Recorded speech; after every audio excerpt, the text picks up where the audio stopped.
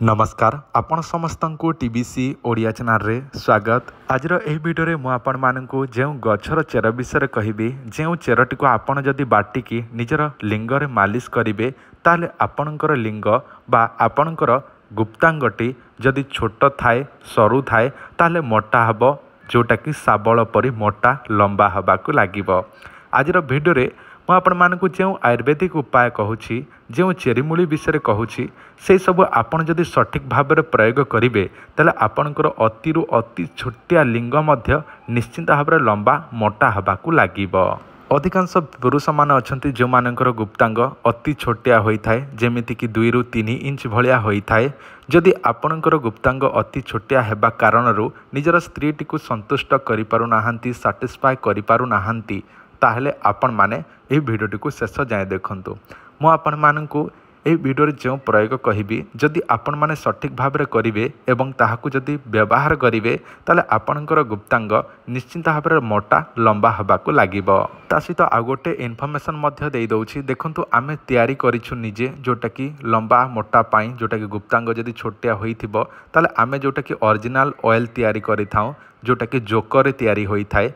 Joke आपण माने निश्चिंत भाव में देखिथिबे जानिथिबे से जोकरु आमे तैयारी करिथाउ आयुर्वेदिक प्रणाली रे एही तेलटी जो तेलटी आपण माने 3 मास व्यवहार करिवे ताले आपणकर गुप्त जेते छोटिया थिले मध्य 6 ରୁ 8 इंच पर्यंत मोटा लंबा हबाकू लागिबो।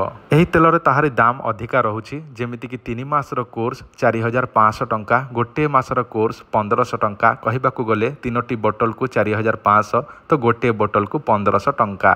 एटा आपण कैश ऑन डिलीवरी रे मध्य नहीं पारिबे एवं आपण आगुरु पैसा देकी मध्य नहीं पारिबे। कैश ऑन डिलीवरी कले किछिटा अधिका चार्जेस पड़ी थाए किंतु कैश ऑन डिलीवरी आपण नबा पई चाहुछंती ताले एडवांस केते गोटे देई देथिबे तापर पहुंची गला पर मध्य जोटा कि सामान रिसीव कला बेल को मध्य देकी नहीं पारिबे। एही तेलर 100% गारंटी अछि आपण माने एथि पई चिंता करंतु नाही। आमे अनेक लोकन को देई सारिछु पूर्वरु से माने व्यवहार करी निजर गुप्तांगटी को मोटा लंबा मध्य करि सारी छंती। एबे मु आपण मानकु सही प्रयोग विधि जणै दउछि जदि आपणकर विश्वास थाए ताहले आपण माने आमठारो ऑर्डर करके मध्य व्यवहार करि पारिबे। जदि निजे करबाकू चाहुछंती ताहले मु आपण मानकु उपाय जणै दउछि करंतु। आपणको मोबाइल स्क्रीन रे जो गछटी देखुछंती एहाकू कोहा जे अफमार्ग गछ। एही अफमार्ग गछ सब बेले समस्त जगह रे होई थाए। आपण कोन करिवे अफमार्ग गछ ओपाड़ी आनिबे एवं पानी रे धोई देबे एवं ताहारी मूलटी को छोट छोट करिके काटी नेबे।